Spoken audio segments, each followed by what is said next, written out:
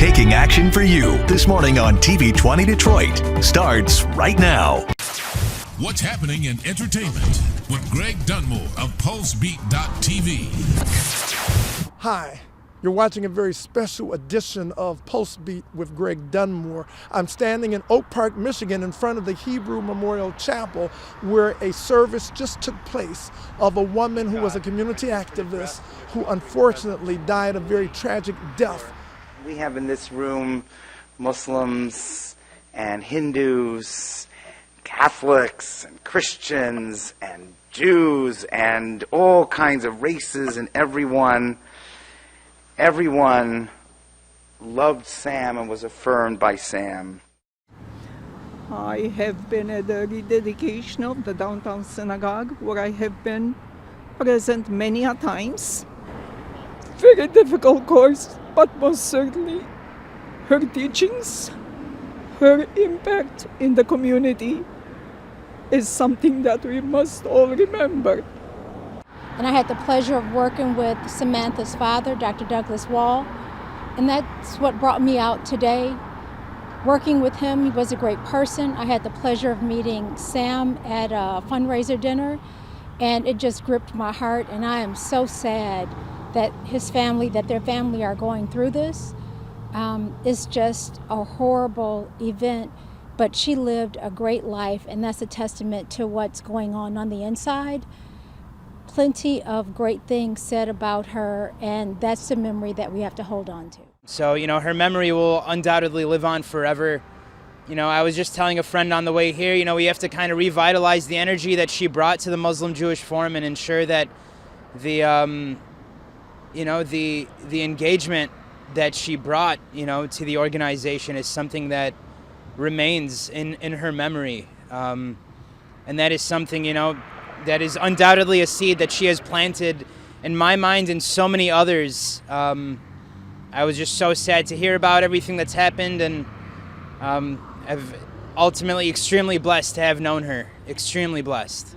But her life symbolizes the power of love, in which this show we're going to focus on the importance of love being the solution when we're in a world currently of crisis and conflict. We're going to talk to some fascinating individuals, and there's no one more fascinating than Brenda NAOMI Rosenberg. She's an artist. Staircase and across her mantle. She's an activist. She is awe-inspiring, who will underscore that when there is love and creativity, when there is power in the unification that comes from music and art, where there is passion in knowing that peace is a word that must never be devalued. This show is a show that we had to do, and we're doing it because we know that the best is always yet to come when love is the answer.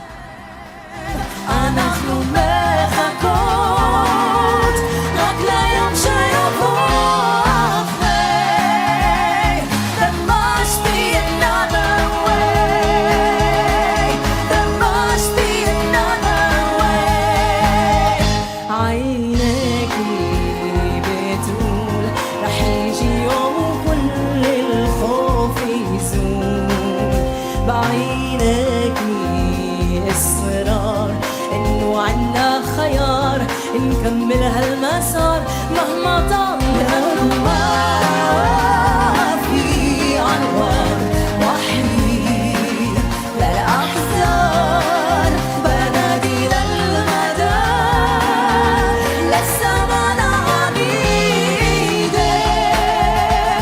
There must be another way. There must be another way. There must be another way. Brenda, we're in trying times now, and as we said, that word that you embrace and you define, and it's part of your passion, L-O-V-E, love. You have a saying that I think is so important, especially in this state of world crisis. We actually were calling it hate to hope, but it's hurt hate. It's that combination of being hurt, and which blossoms and becomes hate. So the hurt becomes the hate. We see so many wounded people today, and it's at all ages, not just children, not just adults. And several years ago, I did a project. I was very concerned, as I still am today, about bringing a better understanding. And that project was called From Hate to Hope. We were able to change attitudes by bringing the children together with the police and having interactive experiences with them at the police station. They got to know them. They got to have lunch, breakfast, lunch, and dinner with them. And it just changed everything. Then the group of the 20 kids from Roseville High School put on the website, they wanted everyone to know what to do if you're stopped by a police car. I truly believe we are all connected. And I think nothing can change until we really feel comfortable and we have the tools to be able to have the honest conversations. The thought of going and killing someone that you don't agree with, I mean, I can't even imagine where that comes from, but we're seeing so much of that, especially in the last 10 days. Now, your background is very fascinating. As a child, you came from a very creative family. Let us know the background and the wonderful parents that were so instrumental in why you are who you are today. Well, that's why my book is called Charmed, because I have led a charmed life. How lucky was I to have two handsome and beautiful parents who encouraged me every day and made their dreams come true. My father was a linotype center, and he said, I want to create a mini cultural museum. I want to be able to have people experience art and music firsthand. He said, we're going to have to make some changes because I don't know if I can make any money doing this. He said, I've saved up some, but I don't want to do it unless I know that I have your support. I said, oh, sure, Dad, sounds really cool, you know.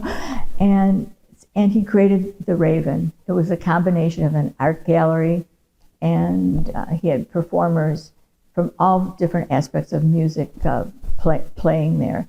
And they became, my brother Sanford and mine, they were our friends growing up. So we had this amazing exposure. We got to sit at the table with artists from Cranbrook, and they treated us like adults, and we had the most interesting conversations. Now, the Raven Gallery became iconic, and it was in Southfield, Michigan originally. Well, it started in Detroit. In Detroit. At James Cousins and Northwestern at James Cousins, and then moved to Birmingham, and then to Southfield. And let us know some of the stellar names that performed at the Raven Gallery. Folk singers like Sonny Terry and Brownie McGee. Which way does that blood red river run? From my back window straight to the rising sun. And Josh White Sr. and Josh White Jr. There is a house in New Orleans they call the rising sun, and it's been the ruin of many poor girls and me.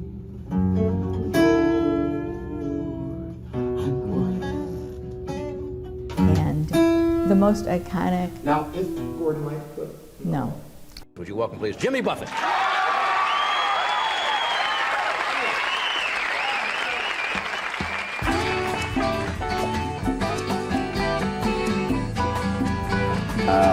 Unbeknownst to a lot of people, I started out many, many years ago playing in a little club called the Raven Gallery out in Southfield, and in club circuit days, and we worked our way up through those years of clubs and places like that to where we actually got to open for Jerry Jeff Walker at at Pine Knob. Wasting away again in Margaritaville. Searching for my lost shaker song. Some people claim that there's a woman to blame, but I know this could be my fault. Stay tuned as we continue to talk to the awe-inspiring Brenda Naomi Rosenberg and other fascinating, wonderful people. What's happening in entertainment with Greg Dunmore of PulseBeat.tv. If you like what we're doing, please tell a friend, or if you want to see what we've done again, go to PulseBeatGlobal.com. That's PulseBeatGlobal.com. You can also go to our PulseBeat TV YouTube channel and you can revisit what we're doing. And once again, you can tell everybody that we're doing something that is so exciting that they wouldn't want to miss it. Remember PulseBeatGlobal.com or the YouTube channel PulseBeat TV. Thanks for telling the world about us.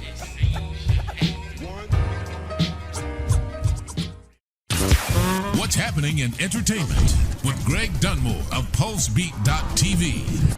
There's no one more fascinating than Brenda Naomi Rosenberg. She's an artist, she's an activist, she is awe-inspiring. But certainly the Raven Gallery became a cultural institution and a dream come true for your dad.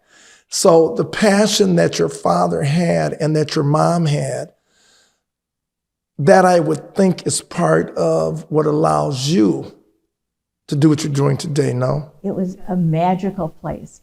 So artists, Harold Neal, one of the first Black Power artists, no one dared show his work. They thought it was, oh my God. And my father thought it was just beautiful. So when you learn at a very young age to see the beauty in the differences, it changes everything.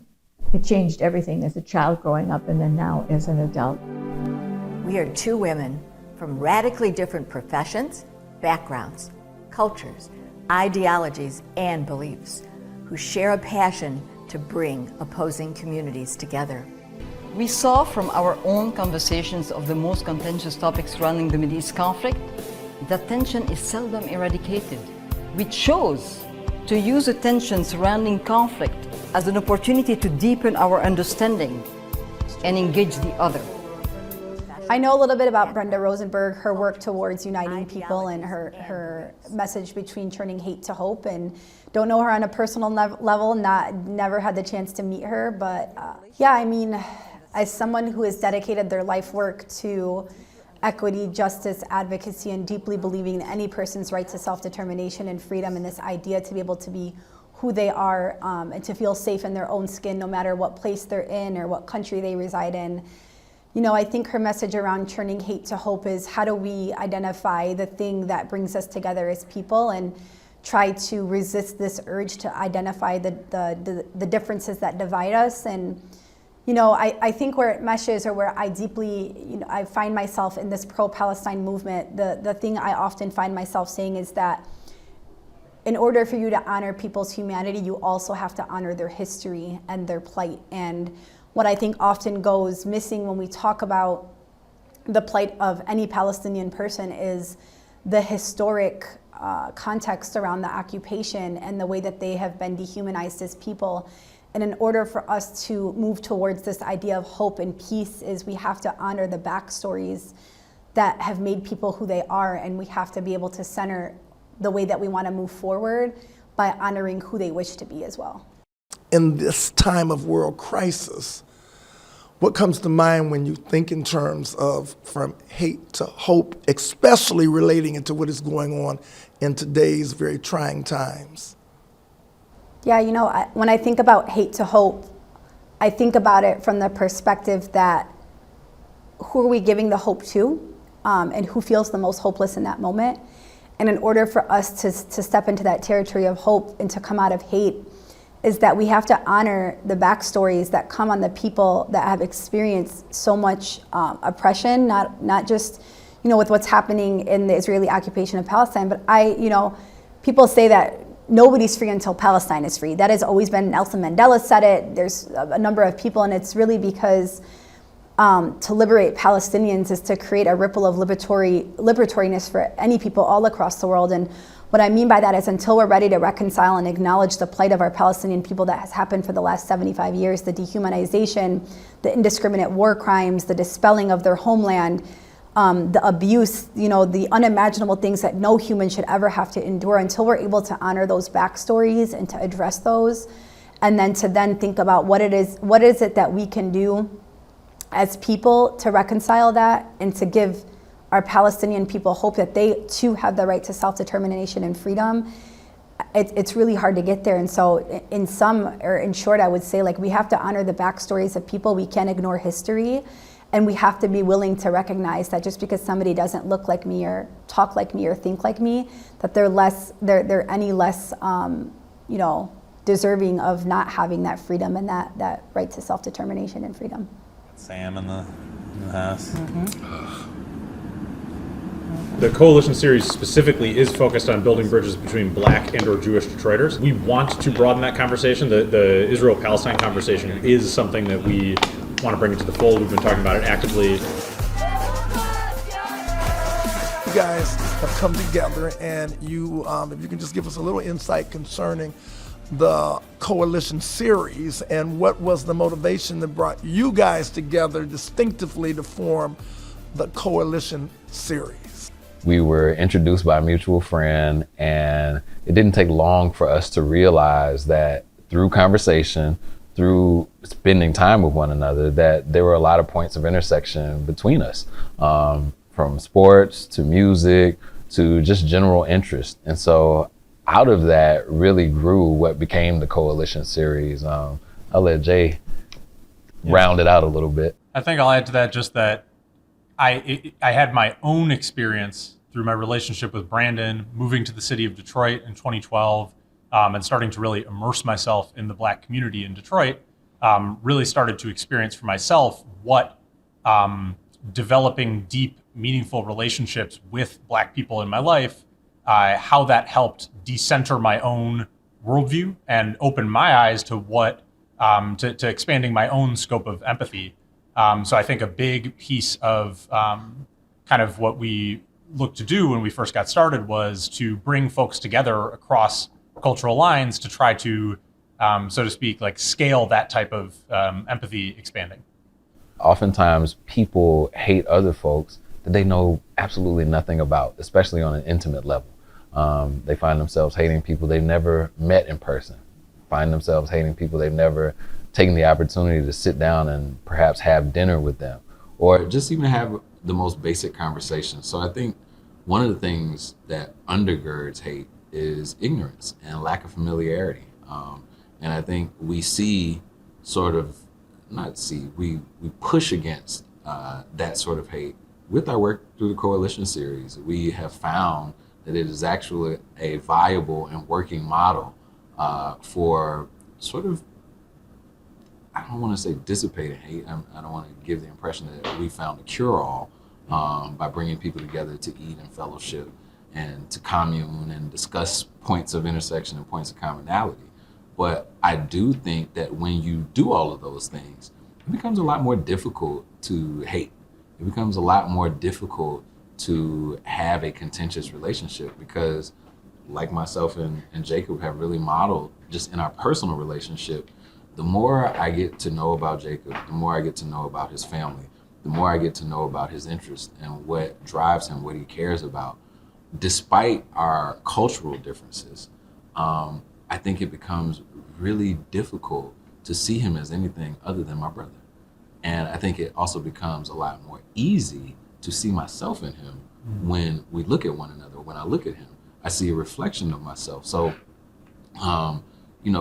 outside of the origins of hate, I really think our focal point here through the Coalition series and personally is to place our energy and place the majority of our interest into combating these things that we know already exist, to combating, negative ideas, anti-Semitism, anti-Blackness, anti-anything that really decreases or does not fully recognize another's humanity.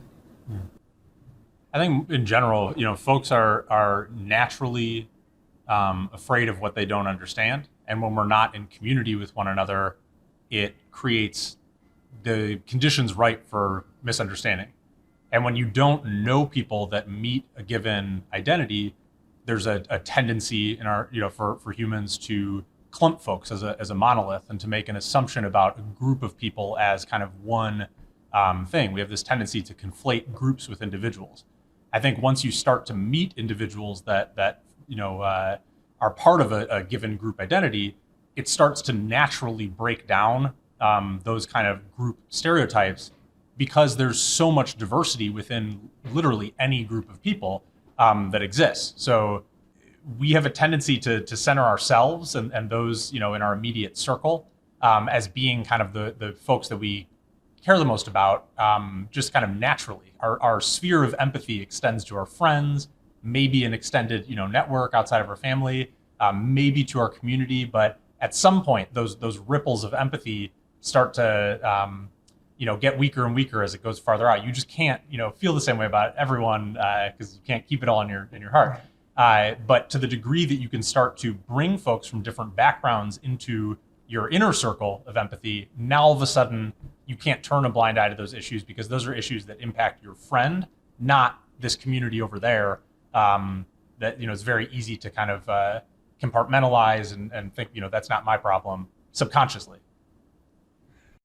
The fact that we live in a social media age, everyone's voice is amplified, and I think with everyone's voice being amplified, and it's very much the same thing Jacob just said.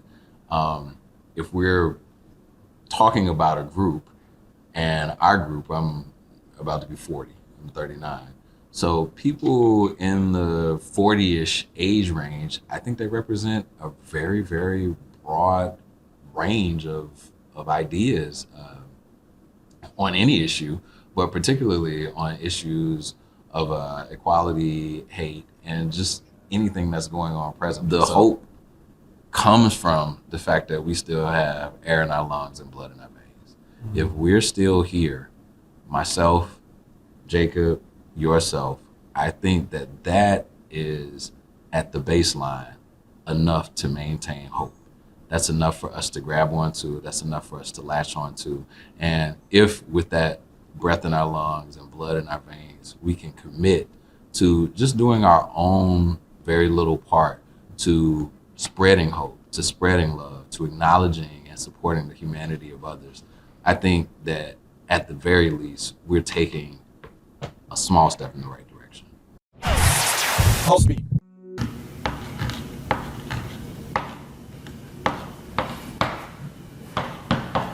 Wow, I'm Greg Dunmore, Pulse Beat, and I'm feeling the pulse of your wonderful spirit in this home. I mean, this is just awesome. Thank you for signing in. And one of your favorite words, peace. Shalom, salam. But there's another friend, and she is a remarkable woman in this community in metropolitan Detroit, and also a filmmaker, Dr. Sherry Rogers, and she has Spill the Honey Foundation. Would you say something about what Spill the Honey symbolizes in this discussion of love and peace? Well, I'm thrilled that I am the first story on Sherry Rogers' website for Spill the Honey, the family story of how my parents spilled the honey, that I spilled the honey, and that my brother taught chess at Southeastern High School and took them to the nationals. So the kids from Southeastern High School went to won the National Chess Championship 3 years in a row. So Sherry has a wonderful project. Her film is amazing, Shared Legacies. So it tells the beautiful story of Martin Luther King and Rabbi Joshua Heschel. Rabbi Abraham Joshua Heschel said, "The future of America will depend on how it responds to Dr. King." It was the work that Dr. King had spoken for, fairness, equality, against anti-Semitism, and sort of freedom for Soviet Jews. A large Jewish presence in the civil rights movement was evident almost from the beginning. was Stan Levinson and Harry Wachtel. The lawyers were working with Dr. King. They were advisors, marchers, fundraisers. They were in the thick of things. Many Jewish students worked all across the South. And I will never, ever forget 3 young men, Andy Goodman, Micah Scherner, and James Shaney. How they walked arm in arm across the bridge and stood with each other and created that and showed by themselves you couldn't do much, but together they created miracles. You can't build a bridge without points of tension. Without tension, a bridge will collapse. Yes. So it's so important for us to address the tension. We need to look at it. We need to be able to share our deepest fears and our deepest feelings and be in relationship with each other. And that's what's missing, and that's what I'm currently working on, to create a space so people can see what it looks like with a group of friends, to demonstrate what it looks like to have that tough conversation, and the conversation that most people now are running away from, as long as one isn't filled with hate. If it's filled with hate, there is nothing that I can do. Nor can I walk into a room and think I can open up hearts and change minds. I don't do anything unless people sign a document that they're willing to create something new together that has not been done before, that will help more than just the people in the room. Because then I know I have a room full of change makers. I can't do anything by myself. Thanks for watching this very special edition of Pulse Beat with Greg Dunmore. Do know that love is always the answer.